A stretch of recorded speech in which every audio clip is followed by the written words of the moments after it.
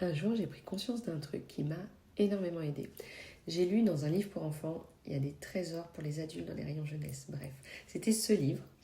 Et ça racontait l'histoire d'un petit zèbre à qui on demandait d'aider pour préparer la grande fête dans la savane. Et il râlait, il bougonnait, tout en aidant à dresser le chapiteau. Et en fait, c'est pas qu'il voulait pas aider, c'est juste que ça tombait au mauvais moment pour lui, il s'était lancé dans un autre projet qu'il voulait finir.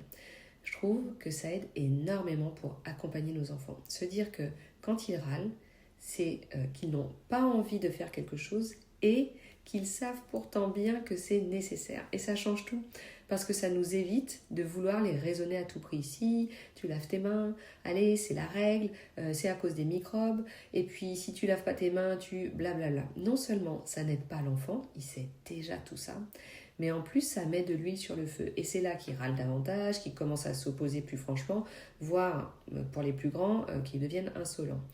L'impasse, parce que râler, c'est pas refuser de faire, c'est dire qu'on a du mal à faire. Alors je vous propose qu'on fasse comme dans la communauté des parents PESI, on partage nos idées de plan B, ce que vous avez déjà testé chez vous et qui marche mieux que les explications ou les menaces, ou bien partager une idée que vous auriez envie de tester la prochaine fois. Et si vous trouvez que votre enfant râle vraiment trop, que ça devient trop dur au quotidien, il y a un chapitre dans mon livre qui vous guide étape par étape pour diminuer la raloute, la râlerie.